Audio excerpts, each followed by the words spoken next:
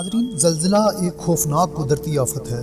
یہ زلزلہ کیوں آتا ہے، کیسے آتا ہے، اس کے پیچھے کیا وجوہات ہیں، ہم آپ کو اس ویڈیو میں قرآن، سائنس اور حدیث کی روشنی میں بتائیں گے۔ حضرت عائشہ رضی اللہ تعالیٰ عنہ سے کسی نے پوچھا کہ زلزلے کیوں آتے ہیں، تو آپ نے ارشاد فرمایا کہ جب زنا عام ہو جائے، عورتیں غیر مردوں کے لیے خوشبو استعمال کریں، اور جب شراب اور موسیقی عام ہو جائے تو زلزلے آنے کی توقع رکھیں۔ ناظرین، 2 ارب سال زمین سورج سے جدا ہو کر زلزلوں میں رہی۔ برستی ہوئی آگ اور ابلتے ہوئے سمندر تھے اس زمین پر۔ ٹوٹتی پھوٹتی ہوئی یہ زمین ٹھہرائی گئی ہے زبردستی۔ آپ کو اور ہمیں اس زمین پر بسانے کے لیے اس زمین کو ٹھہرایا گیا ہے۔ آج جتنی بھی معدنیات ہیں، یہ سب زلزلوں کی صورت میں زمین کی پور سے باہر نکلی ہیں۔ قرآن پاک میں ارشاد باری تعالیٰ ہے کہ یعنی جب زمین خوب زور سے ہلا دی جائے گی اور جب زمین اپنے بوجھ نکال باہر کرے گی اور انسان کہے گا اسے کیا ہو گیا ہے۔ ناظرین، علم ارضیات میں زمین کی تہوں کا نظریہ یہ حال ہی میں دریافت ہوا ہے۔ یہی عمل پہاڑوں کے وجود میں آنے کا بھی ذمہ دار ہے۔ زمین کی پرت یعنی تہ ایک سخت خول کی مانند ہے، جبکہ اس کی گہری تہیں گرم اور سیال مادہ ہیں، لہذا کسی بھی قسم کی زندگی کو برقرار رکھنے کے لیے یہ کارآمد نہیں۔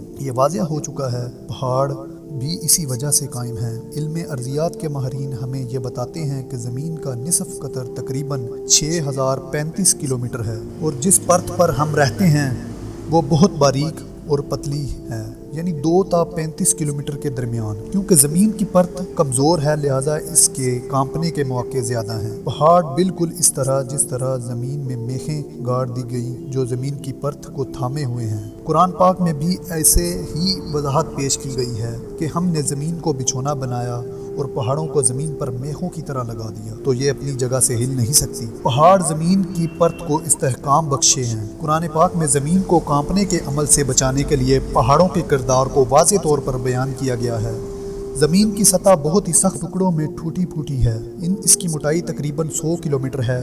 یہ ٹکڑے جزوی طور پر پگھلے ہوئے مادے میں تیر رہے ہیں۔ پہاڑوں کی تشکیل، ترتیب اور بناوٹ ٹکڑوں کے وجود پر واقع ہے۔ سمندر کی سطح سے نیچے زمین کی پرت 5 کلومیٹر موٹی ہے، اور بڑے پہاڑوں کے نیچے زمین کی یہی پرت 80 کلومیٹر موٹی ہے۔ یہ مضبوط بنیادیں ہیں جن پر پہاڑ کھڑے ہوئے ہیں۔ قرآن پاک میں اس کی وضاحت کچھ یوں کرتا ہے، جس کا ترجمہ ہے کہ ہم نے پہاڑوں کو جما دیا۔ لہٰذا پہاڑوں کی نوعیت کے بارے میں جو معلومات قرآن پاک ہمیں فراہم کرتا ہے وہ موجودہ علم ارضیات کی دریافتوں کے عین مطابق، اور قرآن پاک میں اس کی 1400 سال پہلے وضاحت بیان کر دی گئی۔ ناظرین، زلزلہ زمین کی اوپر والی سطح کی شدید ہنگامی حرکت جو کہ اچانک اس کی ٹیکٹونک پلیٹس کے ٹوٹنے کی وجہ سے پیدا ہوتا ہے۔ ناظرین، دنیا کی تاریخ ان قدرتی آفات سے بھری پڑی ہے جن میں زلزلہ ایک انتہائی دہشت ناک آفت ہے، جس کی وجہ سے لاکھوں آبادیاں زمین بوس ہو گئیں اور انسانی آبادی کے بڑے بڑے حصے صفحہ ہستی سے مٹ گئے۔ زلزلہ بغیر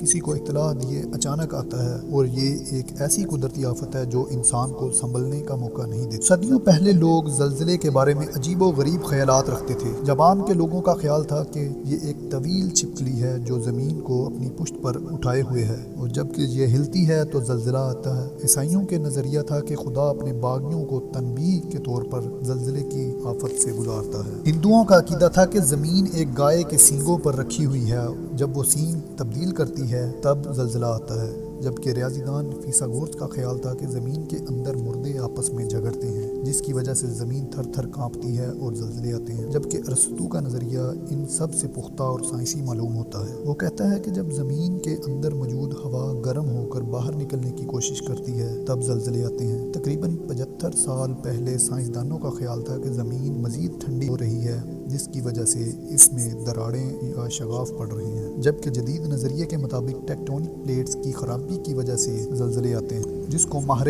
ارضیات نے بھی تسلیم کیا ہے۔ ان تمام نظریات سے بالاتر قرآن پاک میں 1400 سال پہلے ان زلزلوں کی وجوہات بیان کر دی گئی۔ امید کرتا ہوں کہ آپ کو میری آج کی ویڈیو پسند آئی ہوگی۔ جو آپ میں سے میرے پیارے دوست چینل پر نئے ہیں وہ چینل کو سبسکرائب کر لیں تاکہ میری آنے والی ویڈیو کا نوٹیفیکیشن آپ تک پہنچ سکے۔ بہت شکریہ۔